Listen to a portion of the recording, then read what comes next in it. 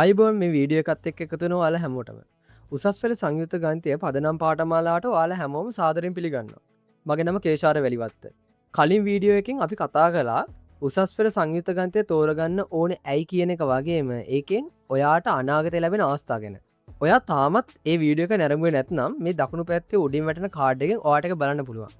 මොකද මේ කෝස් එකේ අරමුණ වගේම අපි ඉදිරියට ඉගෙන ගන්න ඕන විදිය ගැනත් ඒකෙදි පැහැදිලි කරලා තියෙනවා. ඉතින් ඒ වීඩියෝ අවසානයේ මම පොරොන්දුනා වගේ අද අපි උසස් පෙළ සංයුක්ත ගණිතයේ පදනම් පාඨමාලා ආරම්භ කරනවා. මේ කෝස් එකේ අරමුණ A level combined maths වලට අවශ්‍ය ශක්තිමත් මූලික පදනමක් ඔයාලට ගොඩනගලා දෙන එක.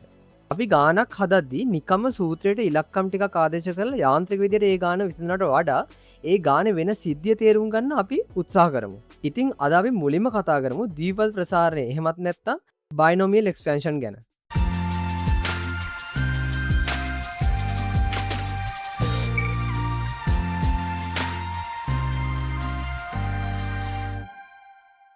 හරි ද්විපද ප්‍රසාරණයට යන්න කලින් අපි බලමු ද්විපද ප්‍රකාශනයක් කියන්නේ මොකක්ද කියලා. මොකක්ද ද්විපද ප්‍රකාශනයක් කියන්නේ? ද්විපද ප්‍රකාශනයක් කියන්නේ අර නමේ තියෙනවා වගේම ද්විපද. ඒ කියන්නේ පද දෙකක්.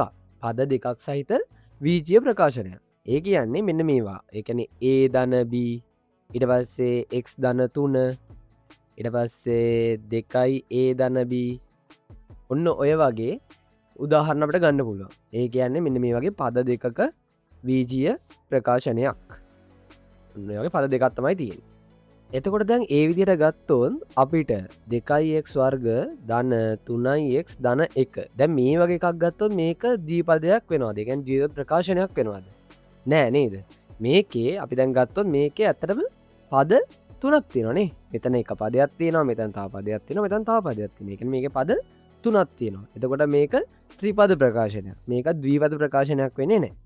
හරි දැන් අපි බලමු මොකක්ද ප්‍රසාරණය කියන්නේ කියලා. ප්‍රසාරණයක් කියන්නේ හිතන්න මේ වගේ වීජීය ප්‍රකාශනයක් තියෙනවා කියලා. x ධන 3.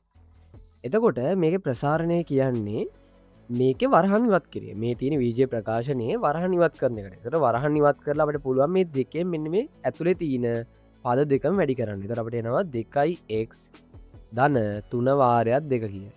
එතන මේකේ උත්තරේ එනවා 2x ධන 6 කියලා. ඔන්න ඔය වගේ යම් කිසි ප්‍රකාශනයක තියෙන වරහන් ඉවත් කරන එකට අපි කියනවා ප්‍රසාරණය කියලා. හරි එතකොට දැන් බලමු අපි ද්විපද ප්‍රසාරණය කියන්නේ මොකක්ද කියලා. අපිට හිතන්න මට ප්‍රකාශනයක් තියෙනවා a ධන b වල වර්ග කියලා සම්පූර්ණ වර්ගයක් කියලා. එතකොට මේක ඇත්තටම තියෙන පද දෙකයි. ඔයාලට පේනවා මෙතන එක පදයකුයි පද දෙකක් තමයි තියෙන්නේ. දැන් මේකේ වරහන්නකුත් තියෙනවා. වරහන් දෙකකුත් තියෙනවා. මේක මට ලියන්න පුළුවන් a ධන b a ධන b කියලා. වර්ගයක් තියෙනවා නම් ඒක ඒ පදෙම වැඩි වෙනවා කියලා අපිට ලියන්න පුළුවන්. ඊට පස්සේ මේකද සුළු කරද්දී මේ a එක මෙන්න මේ වරහනත් එක්ක වැඩි වෙනවා, මේ b එක මේ වරහනත් එක්ක ආයි වැඩි වෙනවා. එතකොට මට මේක ලියන්න පුළුවන් a වාරයක් a ධන b ධන b වාරයක් a ධන b කියලා. එතන මට මේක සුළු කරා මට මේක එනවා a වර්ගය ධන ab ධන ba ධන b වර්ග කියලා.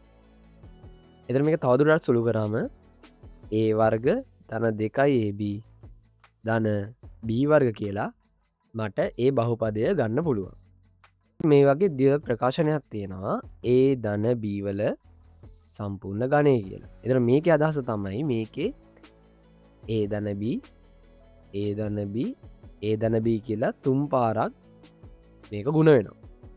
එතකොට මට මේක ලියන්න පුළුවන් දැන් අපි මෙයාගේ ප්‍රසාරණය අපි හොයාගත්තා. එයාගෙන් එන බහුපදය අපි හොයාගත්තා. ඒක තමයි a වර්ගයේ ධන 2ab ධන b වර්ගය කියන්නේ.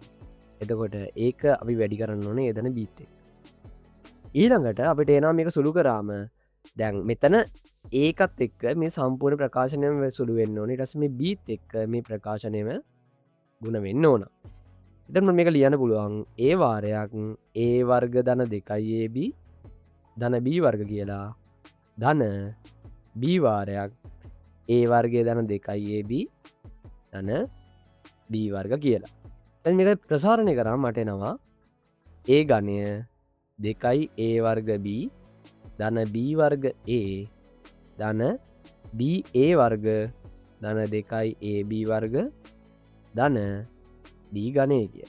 හරි එතන මේක තවදුරටත් අපි සුළු කරන්න පුළුවන් ඒ ගණය මට මෙතනින් ඉතරෙන තට මේකයි මෙන්න මෙයාවයි සුළු කරා මට මෙදැන්ට එනවා 3යි ඒ වර්ග B කියලා එතනයි මෙතනයි සුළු කරම්මටෙනවා ධන 3යි B වර්ග ඒ කියලා ඇස මෙතනින් අපට තුරලා ඉන්නවා B ගණය හරි එතකොට ඒ දන බීවල සම්පූර්ණ ගණය කියන දීපද ප්‍රකාශනය ප්‍රසාරණයට ගන්න පුළුවන් ඒ ගනේ දන 3යි ඒ වර්ග B දන 3යි B වර්ග ඒ දන B ගණය කියලා බහුපදයකින් හරි අපි දැන් කලින් කතා කරා වගේ ඒදන බීවල සම්පූර්ණ වර්ග අපට ගන්න පුළුවන් ඒ දන බීවල වර්ගය සමානය ඒ වර්ගදන් 2යි ඒ B දන B වර්ග එතකොට ඕකේ ලියන බල මේ විදිහට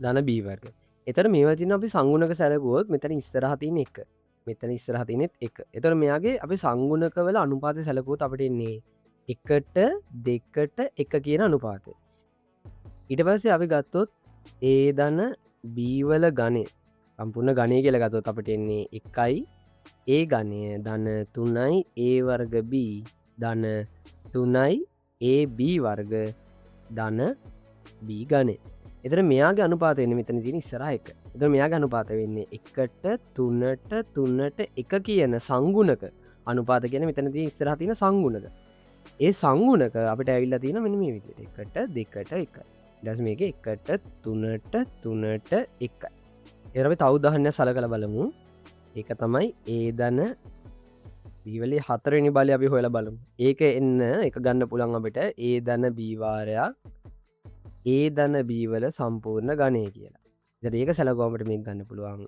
ඒ දන බී මේ අපි හොයල දිවර ඒ දන බීවල සම්පූර්ණ ගණය කියන්නේ ඒ ගණය දන 3යි ඒ වර්ග B ධන 3යි AB වර්ග ධන B ගණය කියලා හරි එතකොට මේක වැඩි කරාමේ ඒත් එක්ක මේ ප්‍රකාශනයෙන් වැඩි කරන්න ඕනේ එතකොට අපිට එනවා ඒ වාරයක් ඒ ගණය ධන 3යි ඒ වර්ග B ධන 3යි AB වර්ග ධන B ගණය වාරයක් ධන B වාරයක් ඒ ගණය ධන 3යි ඒ වර්ග B ධන 3යි AB වර්ග ධන B ගණය කියලා හරි එතර මේක දැන් සුළු කරම පටෙනවා මේකේ ඒ හතරවෙනි බලේ ධන 3යි ඒ ගණය B ධන 3යි ඒ වර්ග B වර්ග ධන AB ගණය මේක බීත් එක වැඩි කරාම B ඒ ගණය ධන 3යි ඒ වර්ග B වර්ග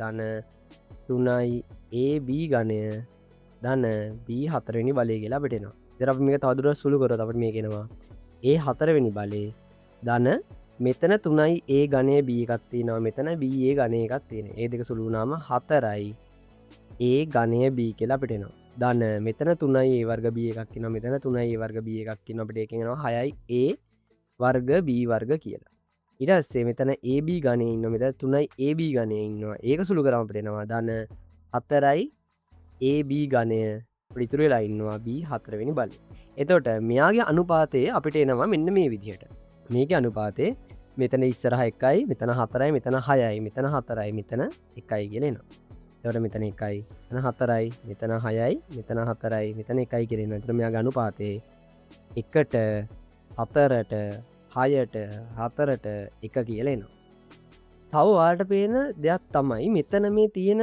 බලය තියෙනවනේ මෙතන මේ බලයක් තියෙනවා මේ බලය එතකොට මේ බලයට වඩා එකක් වැඩියෙන් තම පද ගාන එන්නේ දැන් මෙතන වර්ගය කියන එක්කෙන ගත්තු මෙතන පද එන්නේ ඔක්කොම 3 මෙතන 3ක් කියල ගත්තොත් පද ඔක්කොම 1යි 2යි 3යි 4ක් තියෙනවා පද 4ක් තියෙනවා මෙතන 4ක් කියල ගත්තොත් එයාගේ පද ඇවිල තිනවා 1යි 2යි 3යි 4යි 5ක් ඇවිල්ල තියෙනවා කැනෙ අපේ කොච්චර බලයක් තිනවද අන්නේ බලයට වඩා එකක් වැඩිපුරේනවා පෙට ඔක්කොම් පදගන්න අද අපි ද්වීපද ප්‍රසාරණය මූලික කරුණු කිහිපයක් වගේම ඒ දන බීවල සම්පූර්ණ වර්ගය සහ ඒ දන බීවල සම්පූර්ණ ගණය ප්‍රසාරණය කරන ආකාරය පිළිබඳව සාකච්ඡා කරා. අපි ඊළඟ වීඩියෝ එකෙන් පැස්කල් ත්‍රිකෝණය ගොඩනගන ආකාරය වගේම ඒක භාවිත කරලා ඕනෑම ද්වීපද ප්‍රකාශනයක් ලේසියම ප්‍රසාරණය කරන්නේ කොහොමද කියලා බලමු.